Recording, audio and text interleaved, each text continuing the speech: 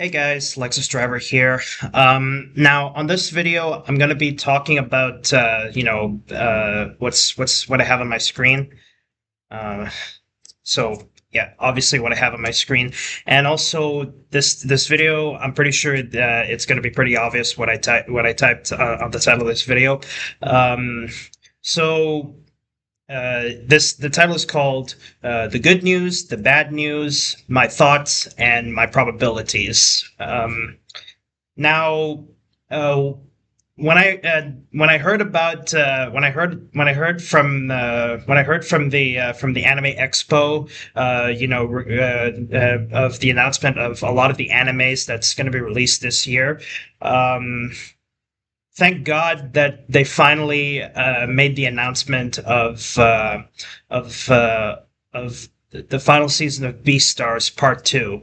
The good news is they finally announced Part Two of the final season of Beastars. The bad news is it's going to be released next year. Why I think, from in my opinion, why I think it's in my opinion why it's bad news for me.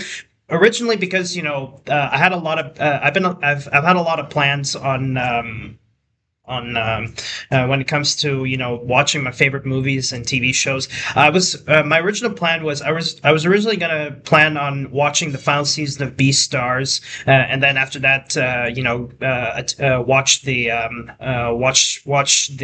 sequels of the bad guys in Zootopia once they're released in theaters. That was my original plan. But now that they've released, now that they announced that the final season of Beastars Part Two is going to be released next year, um, I have to change my plan. So my new plan is that I'd be watching the sequels of the Bad Guys and Zootopia, which it is what it is. Stuff happens. And another reason why I'd say this is also bad news in my case is that uh,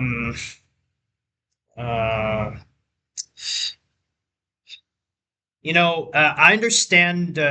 Like, we could have gotten a teaser. I mean, the poster's good enough, but I just wish we could have gotten a teaser, like like a teaser image of what the final season of Beastars Part Two will look like. A teaser, not a teaser trailer, because that's because. I know that's going to be too early for a teaser trailer to be released, but I just wish we could have had some sort of teaser, like a teaser image. I mean, the poster is good enough. I just wish we could have gotten a teaser on. We could have gotten a teaser, like teaser images, like as because when DreamWorks Animation and 20th Century Fox tried to hype up on the Bad Guys 2. They did release some teaser images and whatnot. I just wish they could have done. I just wish the guys who made this could have done the same. So I'm really excited, but I also have I also well, you know what it is, and also coming 2026, that basically means I have to keep my hopes up for one full year, because the only thing that keeps me all hoped up is a little spoiler alert for those who haven't watched part one. There was this one part of the final season of Beastars Part One that was actually good foreshadowing. I keep that in my heart. That part that's foreshadowing, because I remember when I saw the part of the when I saw the bathhouse part. Legoshi is in the bathhouse, and then suddenly Sagwan came out of nowhere. Sagwan actually taught Legoshi the ocean language, and at first, I had no idea what I had no idea what that is. It's just casual talk and whatnot. But from the moment I saw the last episode of the final season of Beastars Part One, the last when I saw that last episode, and I saw the part where Melon dumped Lego She into the ocean. That's when I start to remember the bathhouse episode, because I find remembering that bathhouse part is actually good foreshadowing, because I thought at first I thought it's just some sort of casual talk, but when I saw the episode and the part where Melon dumped Lego She into the ocean, I quickly remembered that part. I quickly remembered the part where. I quickly remember the episode on the part where Sagwan taught Lego She the ocean language, which is actually really good foreshadowing in my personal humble opinion, because now that I'm watching this as an older adult, I try to pay attention as best I can, like the foreshadowing the foreshadowing and whatnot. So yeah, that's my thoughts. That's my thoughts on how's part two gonna play out. And now that they announced that it's going to be 2026, I'm going to have to keep my hopes up that Lego She will survive for 1 year. 1 year. So it's good that they've made some announcements. And don't worry, guys. If you guys are interested in checking these out, I will link these down below in the description so you guys can check them out yourselves. But thank God we finally got the announcement. I can try and breathe easy, and yeah, etc., etc. Also, Crunchyrolls. And now my probability on the on how the final season of Beastars play out. Wait. Yeah, so you guys can see now. How will I think that the final season of Beastars is going to play out? Throughout watching Beastars, I mean, at first initially you're delved into you're delved into the boarding school feel, but as the story progresses, you get into the criminal underworld feel. Now, this is what I love about Beastars, and this one I can totally compare Beastars to Zootopia, but more on the darker side, the darker, more criminal underworld side of Zootopia, because Zootopia, it's mainly for the general audience, even though it's rated PG. That we have anthropomorphic animals, predators and preys, where in this case Beastars would be herbivores and carnivores, obviously. Now, anyways, what I was saying about the final season of Beastars. Well, no, not the final season of Beastars. Beastars overall. At first, you're into the boarding school feel, but then as the story progresses, it kind of goes into the criminal underworld feel. We got the black market, etc., etc., and also the yakuza, the shishigumi, which is the Japanese mafia. The yakuza, the shishigumi is the yakuza, the Japanese mafia. When I saw that part the first time, the part where we got delved into the criminal underworld, I remember the part where there was this boss, Shishigumi boss, who forced Haru to strip against her will, to prep for his Bon Appetit. And then next is next in season 2. Well, that one I talked about. That one I said is season 1. Season 1. Well, nearing the season 1 finale, where like I said, where the Shishigumi boss, the Shishigumi lion boss, forces Haru to strip against her will in order to prep his Bon Appetit. And season 2, we got into another part of the criminal underworld. We actually saw a strip club. We got introduced to Cosmos, and it's unknown what her name was until season 3. Her name's actually Luna. They're both strippers. They're working a strip club in the in the black market. So that's, when I saw that part, it's like we're getting deeper and deeper into the criminal underworld. And then season three, part one. What I'll say about season three, part one of the final season of Beastars is we also got deeper and deeper into the criminal underworld. The drugs. It's obvious. It's obvious there is drugs, but it's actually disguised as an energy drink. And another part of part one that we got delved more and more into the criminal underworld is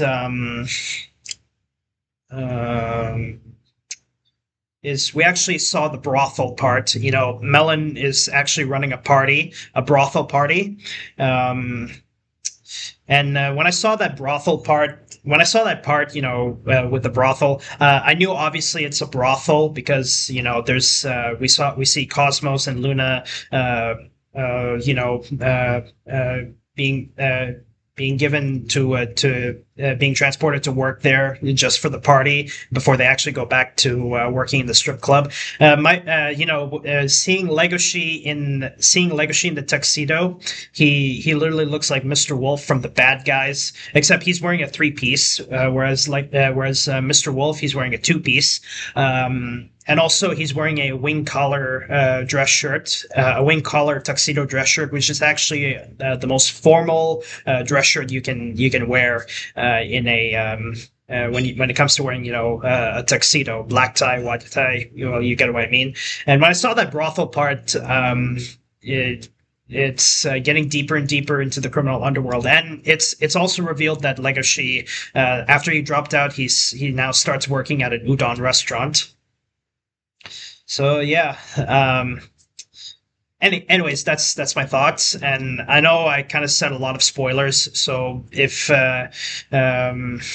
so I did mention a spoiler alert, and it's obvious when I say a spoiler alert, I would suggest you stop watching this video and watch part one of the final season of Beastars. But if you have watched it, then you're on the safe side. Now, my probability on the final season of Beastars Part 2. I think that once we reach part two of the final season of Beastars, I think another part of the criminal underworld we're going to get delved into sooner is the prize fighting racket. Why? Because I would say at this point, Legacy now knows who Melon really is, and it turns out Legacy is going to have to fight Melon one-on-one. It's not going to be the second encounter, but I think the final encounter, regardless of how many encounters Legacy gets in the anime, I would say in the final encounter it's going to be in a prize fighting racket. Now, why I think it's going to be a prize fighting racket? Because I remember this character when I read the wiki on fandom. The Beastars wiki on fandom. So yeah, I just showed you an Ellie Noir, the screenshot, right here. Now this is the character I was talking about. Her name's Kiyu. She's a rabbit like Haru, but not a white dwarf rabbit. I would say she's she is a rabbit. At first I thought she's a hare or a jackrabbit, but I would say, once we reach part two of the final season of Beastars, I think we get formally introduced to this character, Kiyu.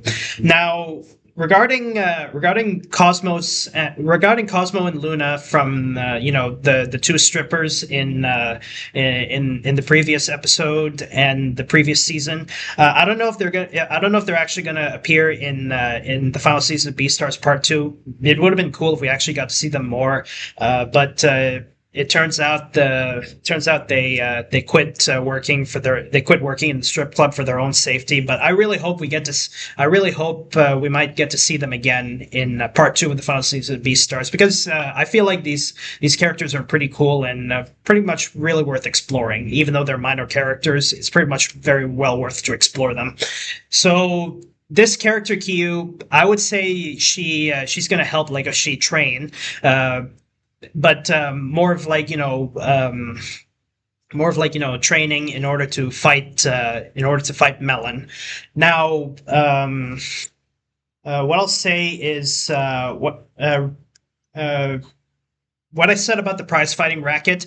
I would say that when it comes to the final encounter of the of for Legoshi, final encounter with Melon, I would say it's going to be a prize fighting racket. And that's another part of the criminal underworld we're going to get delved into, because as we go deeper into the criminal underworld of Beastars, we got season 1 we got introduced to the black market. Season 2 we got introduced to the strip club in the black market. Then season 3 part 1 we saw the brothel, and part 2 my guess is it's going to be a prize fighting racket. Particularly boxing, because boxing is actually the one of the most common things in a prize fighting racket. So why I think it's going to be a prize fighting racket, it's I would say the final fight, there's going to be characters who are going to be placing bets, likely the Shishigumi, and also other gangs and whatnot. They're going to be placing bets on who's going to win the fight, because I would say Legoshi and Melon. There's going to be posters of them, and each of them has a probability, like a 50% chance, a 70% chance, 25% chance, you name it, etc., etc. And I would say how this goes is the Shishigumi. My guess is when it comes to the prize fighting racket, the fighting between Legoshi and Melon in the final encounter, I would say the Shishigumi, they really despise Melon. They really despise Melon. That I would say that in the prize fighting racket, it's likely they're going to place bets on Legoshi. Like they're going to be betting against Melon. There are also going to be some gangs who are going to be betting against Legoshi. Like some, they're going to be betting on Legoshi. They're going to be betting on Melon. So basically, that's really the basic premise of the prize fighting racket. And I don't know if there's going to be a character that is likely going to be a bookmaker. Because when it comes to prize fighting rackets, you got to have bookmakers. These guys, like I said, well, I hate to say it, like I said, these guys, the bookmakers, they organize the bets, and they also pay off the bets. Like they pay off on who won the bet, and when you lose the bet, yeah, et cetera, et cetera. So that's my probability of how part 2 of the final season of Beastars is going to play out. I really hope Cosmos and Luna might come back for part 2, even though they left. But let's just see how it's going to go. They're cool characters, very well worth to explore. I really wish that we might get more future appearances of Luna and Cosmos. But the main probability is my guess is that when it comes to part 2 of the final season of Beastars, when it comes to the final encounter between Legoshi and Melon, it's going to be a prize fighting racket. But anyways, that's all I have for this video. And like I said, if you guys are interested in checking these out, I will link these down below in the description, the article and whatnot. I won't link the video on what I just showed, because this is just an example. This is just an example, like what I think of part 2 of the final season of Beastars is going to be. Because now that we got the black market in season 1, we got the strip club in season 2, we got the brothel in season 3 part 1, part 2. Part 2 is likely there's going to be a prize fighting racket. So yeah, and what do you think? And also, don't be afraid to leave a comment down below on what do you guys think of what do you guys think? Do you think that part 2 of the final season of Beastars, when we get deeper and deeper into the criminal underworld, is it? What do you guys think? Like, do you think we might see the prize fighting racket? Just don't be afraid to comment down below. But anyway, guys, that's all I have for this video. Thank you guys so much for watching. And like I said, if you guys are interested in checking these out, I will link the articles and also this Twitter post and down in the descriptions down below. But anyway, guys, that's all I have for this video. Thank you guys so much for watching, and I'll see you guys in the next video. Bye-bye, and good night, everybody.